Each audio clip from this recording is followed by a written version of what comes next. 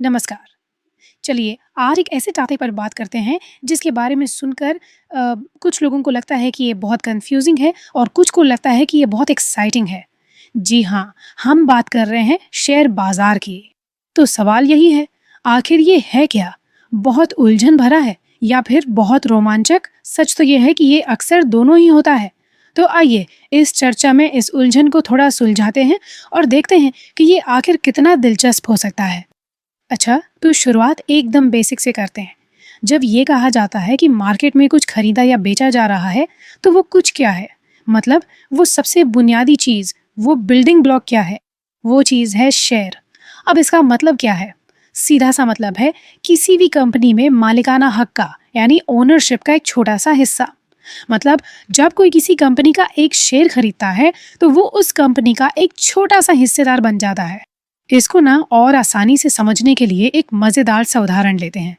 मान लीजिए कि कोई कंपनी एक पूरा पिज्ज़ा है, तो एक शेयर क्या हुआ? उस पिज्ज़ा का सिर्फ एक स्लाइस। जितने ज़्यादा स्लाइस किसी के पास, उतनी बड़ी उसकी हिस्सेदारी। है ना, एकदम सिंपल। चलिए, अब ये तो समझ आ गया कि शेयर क्या है।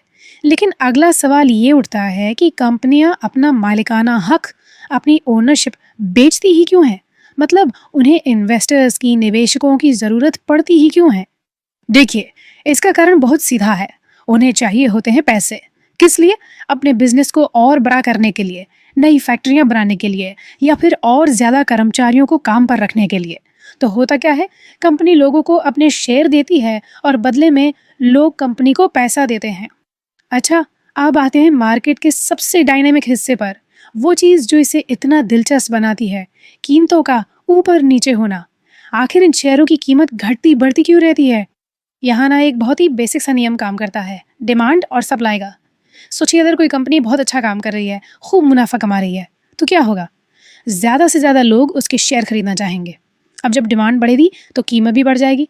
और इसका उल्टा, अगर कंपनी घाटे में जा रही है तो डिमांड कम हो जाएगी और कीमत नीचे आ जाएगी। चलिए, इसको ना एक छोटे से काल्पनिक उदाहरण से समझते हैं। इससे बात पूरी तरह से साफ हो जाएगी। मान लेते हैं कि एक कंपनी है जिसका नाम है फ्रेश एप्पल जूस कंपनी। अब मान लीजिए कि ये कंपनी अभी अभी मार्केट में आई है और इसके एक शेयर की जो शुरुआती कीमत है वो है 100 रुपये। और सोचिए, किसी ने इस कंपनी पर भरोसा दिखाया और 100 रुपये के हिसाब से इसके 10 शेयर खरीद लिए। तो कुल इन्वेस्टमेंट कितना हुआ? 1,000 रुपये। अब मान लेते हैं कि कंपनी ने बहुत अच्छा काम किया, कुछ नए स्टोर खोले, उनकी बिक्री एकदम से बढ़ गई और उनके मुनाफे की खबर हर तरफ फैल गई। अब इससे क्या हुआ? लोगों में उत्साह बढ़ गया और ज़्यादा से ज़्यादा लोग इसके शेयर खरीदने में इंटरेस्ट दिखाने लगे। तो इस बढ़ती हुई डिमांड की वजह से कुछ ही समय में हर एक शेयर की कीमत बढ़कर हो गई 150 रुपये। तो अब उन 10 शेयरों की कुल कीमत कितनी हो गई? 1500 रुपये। इसका मतलब ये है कि 1,000 रुपये के इन्वेस्टमेंट पर सीधा 500 रुपये का मुनाफा हुआ। बस, मोटे तौर पर बाजार इसी तरह काम करता है। तो जैसा अभी हमने देखा, इसमें मुनाफा कमाने की काफ़ी अच्छी संभावना है। लेकिन ये कहानी का सिर्फ एक पहलू है ना? हर सिक्के के दो पहलू होते हैं। तो इसके जोखिमों को, इसके रिस्क्स को भी समझना बहुत ज़रूरी है।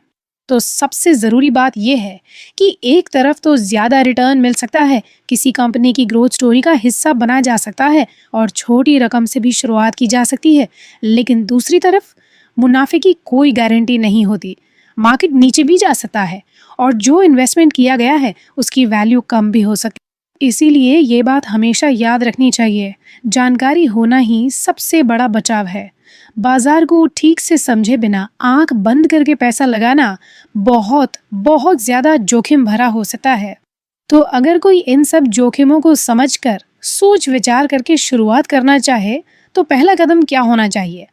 अच्छी बात यह है कि ये प्रोसेस असल में काफ़ी सीधा साधा है। देखिए, सबसे पहले एक ट्रेनिंग अकाउंट खोलना होता है। इसके लिए अपना केवाईसी पूरा करना होता है। मतलब पैन कार्ड, आधार और बैंक अकाउंट की डिटेल्स देनी होती हैं।